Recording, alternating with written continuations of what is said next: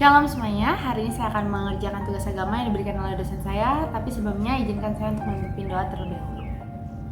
Tuhan Yesus yang baik, Tuhan Yesus yang bertata dalam kerajaan surga, terima kasih Bapa untuk pagi hari ini, untuk kesehatan, untuk kekuatan, untuk kasih karunia anugerah-Mu Bapa yang besar pada pagi hari ini. Terima kasih Bapa kalau pada pagi hari ini saya akan mengerjakan tugas Tuhan. Biarlah ini bukan hanya sekedar tugas saja, namun boleh menjadi berkat bagi orang-orang yang menyaksikannya, untuk nama-Mu yang dipermuliakan. Biar tidak ada satu orang pun yang mencuri kemuliaan-Mu Bapa. Ajarlah kami dari sedari kami muda untuk menjadi anak-anak yang takut akan Tuhan, menjadi putra-putri kerajaan surga, menjadi putra-putri yang mengasihi Engkau lebih lagi Tuhan, menjadi orang yang lebih serius dengan Engkau Bapa, lebih taat lagi kepada Engkau. Hanya di dalam nama Tuhan Yesus hamba sedang berdoa. Haleluya, amin. Shalom semuanya. Sebelum saya akan menjelaskan tentang tugas, izinkan saya memperkenalkan diri terlebih dahulu. Nama saya Maria Febiola Setiawan. Saat ini saya kuliah di Universitas Bina Sarana Informatika Cabang Margonda dengan Fakultas Komunikasi dan Bahasa, Prodi IAR. NIM saya 41220043 dan kelas saya 415A01. Definisi agama merupakan sebuah kepercayaan dan liturgi dari sekian banyak orang. Namun, agama sendiri bisa dideskripsikan secara luas. Kita bisa searching, kita bisa googling, kita bisa finding di berbagai jurnal, di berbagai buku. Namun bagi saya sendiri, agama bukan hanya sebuah kepercayaan, bukan hanya sekelompok orang yang sama-sama berada dalam satu tempat untuk melakukan kegiatan yang sama, untuk melakukan ibadah yang sama. Namun agama adalah sebuah gaya hidup. Karena saya sendiri merasakan bahwa hidup saya saat ini memiliki patokan, memiliki acuan dalam agama saya, yaitu Kristiani. Bagaimana saya bersosialisasi, bagaimana saya hidup, bagaimana saya berteman, bagaimana saya berhubungan dengan keluarga merupakan sebuah acuan, merupakan sebuah faktor dari agama yang saya anut. Saya mencontoh seorang pribadi, yaitu Tuhan Yesus Kristus, bagaimana dia menjadi teladan untuk murid-muridnya, bagaimana dia menjadi teladan untuk kita semua, mukjizat-mukjizat yang dia perbuat, hikmat-hikmat yang dia sampaikan di dalam firman Tuhan, itu menjadi pedoman saya, menjadi patokan saya untuk menjadi anak muda Kristiani yang takut akan Tuhan, yang menjadi berkat bagi sesama, yang menjadi teladan bagi sesama, dan hidup sesuai dengan ajaran Tuhan Yesus.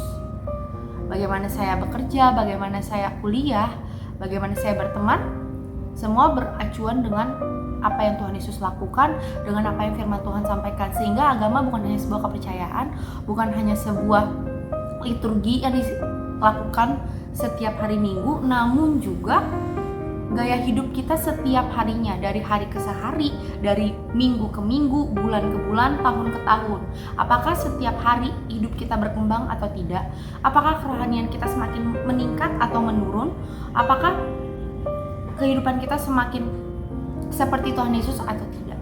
Itu agama yang saya terapkan dalam hidup saya, definisi agama yang saya pegang sampai saat ini dari puluhan tahun. Saat ini umur saya 23 tahun. Selama 23 tahun saya hidup bukan karena keturunan, bukan karena orang tua saya Kristen sehingga saya menjadi orang Kristen, atau karena keluarga besar saya Kristen saya menjadi Kristen, atau karena saya lahir dalam keluarga pendeta saya jadi Kristen, bukan.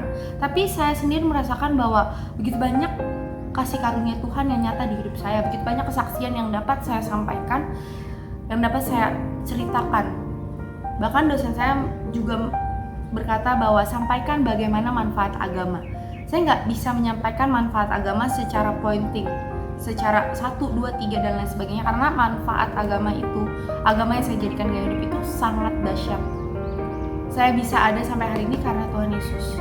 Saya bisa hidup sampai saat ini karena Tuhan Yesus. Saya bisa sehat sampai ini karena Tuhan Yesus.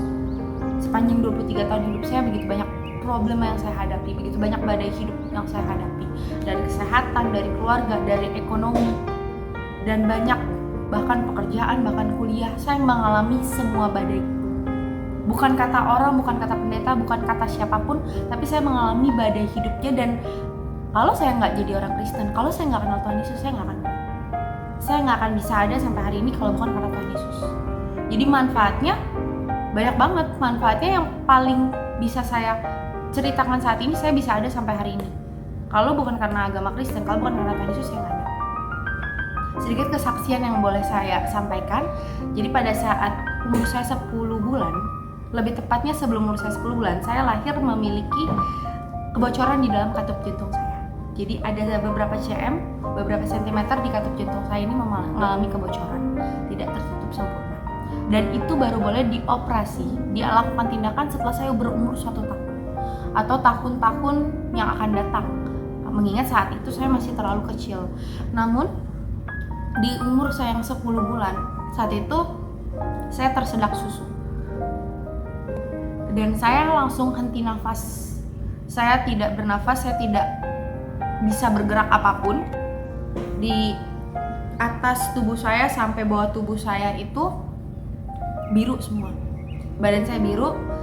Mami saya di situ cuma berteriak, "Tuhan Yesus, tolong, Tuhan Yesus," karena saya anak pertama dan saat itu mami saya lagi hamil adik saya. Dia sangat takut.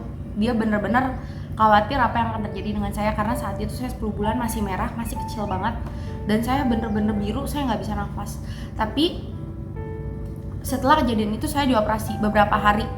Tindakannya begitu cepat. Saya dioperasi dengan perjanjian dari dokter bahwa ini bisa berhasil, bisa tidak berhasil. Kalaupun saya berhasil saat itu, hidup saya tidak akan lama. Paling lama hidup saya hanya sekitar 5 tahun atau 10 tahun, itu menurut prediksi dokter. Tapi papi mami saya percaya bahwa saya anak yang kuat, saya anak yang sehat, saya anak Tuhan Yesus. Setelah operasi itu berlangsung, beberapa tahun kemudian, tepatnya di umur saya 8 tahun, ada penelitian dari Jerman. Mahasiswa dari Jerman melakukan studi banding tentang anak-anak yang pernah dioperasi jantung bocor. Saat itu saya dipanggil, saya ditelepon, orang tua saya ditelepon. Orang tua saya datang bawa saya dan saya dicek di situ. Jantung saya, organ tubuh saya dari atas sampai bawah, apakah sehat, apakah sempurna, apakah normal. Dan puji Tuhan, mereka semua menyatakan bahwa saya sehat, bahwa saya tidak ada sedikit pun kekurangan, tidak ada sedikit pun kecacatan. Bahkan hingga saat ini saya boleh hidup tanpa bantuan obat, tanpa bantuan alat medis. Itu semua berkat kasih karunia Tuhan Yesus. Saya percaya bahwa organ tubuh saya yang kebocoran apapun itu, Tuhan Yesus gantikan dengan yang baru. Tuhan Yesus ubahkan dengan yang baru. Itu salah satu mukjizat yang begitu banyak saya alami, namun ini yang membuat saya mampu saat ini bersaksi di depan semua orang. Dan saya nggak malu untuk bersaksi bahwa saya pernah operasi jantung, saya pernah operasi di umur saya yang 10 bulan, karena menurut saya ini pertolongan Tuhan Yesus.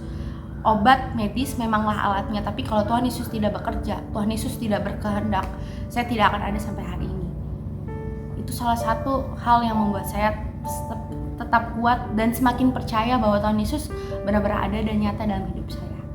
Mungkin itu saja yang bisa saya sampaikan pada hari ini, dan biarlah ini menjadi berkat untuk saudara-saudara yang menyaksikan, untuk Bapak Ibu yang menyaksikan, dan tidak ada satupun yang boleh mencuri kemuliaan ini, karena semua kemuliaan hanya untuk Tuhan Yesus saja. Tuhan Yesus memberkati. Terima kasih.